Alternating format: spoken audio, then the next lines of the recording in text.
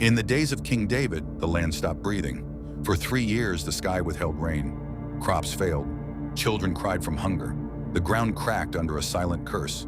When David sought the reason, he was told the famine was judgment for the bloodshed committed by King Saul against the Gibeonites. Justice, they said, must be paid in blood. So David asked the Gibeonites what would make things right. They did not ask for silver. They did not ask for land. They asked for 7 sons from Saul's house, 7 lives for one political mistake. Among those handed over were 2 sons of a woman named Rizpah. She was not a queen, not a decision maker, not even a wife, just a concubine. She had no vote in the agreement, no voice in the negotiation, no protection in the palace, and so her sons were executed. Their bodies were left hanging, exposed under the open sky. Denied burial, denied dignity. In that culture, it was the ultimate disgrace. The kingdom moved on, but a mother did not. Rizpah did not storm the palace. She did not gather an army. She did not write a petition. She took sackcloth, she spread it on a rock, and she stayed.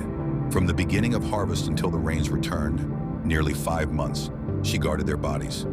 When birds descended, she chased them away. When wild animals crept near at night, she drove them off, day after day, night after night, under a burning sun, under cold darkness, alone. Her vigil was silent, but it screamed. The famine was called a national crisis. The executions were called justice. The political settlement was called necessary. But what no one wanted to see was this. 7 young men had become bargaining chips, and a powerless mother had been expected to disappear quietly with her grief. This is the overlooked reality. Systems can call something justice and still crush the innocent. Leaders can make decisions that solve problems on paper, but create wounds in flesh. And the powerless are often expected to accept loss without protest. Rizpah refused, not with violence, not with rebellion, but with presence. She bore witness, and sometimes simply refusing to look away is the most powerful protest of all. Eventually, word reached David. The king heard of a woman sitting on a rock, guarding the bodies of her executed sons for months. He heard of birds driven off, of animals chased into the night, of a mother who would not let disgrace be the final word, and something shifted. David gathered the bones of Saul, of Jonathan, and of the executed men. He gave them a proper burial. Only then did the rain fall, not when negotiations were made, not when executions were carried out, but when dignity was restored. Rizpah had no platform, no title, no microphone. Yet her silent endurance forced a king to act. That is the truth hiding in plain sight. Power does not always change the world. Presence does.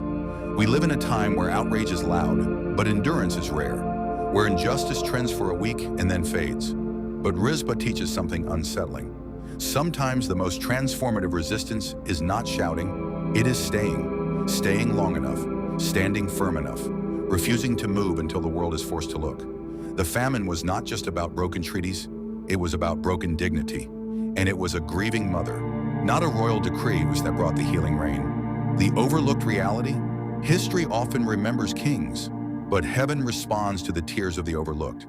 And sometimes the rock you sit on in grief becomes the throne that shifts a nation.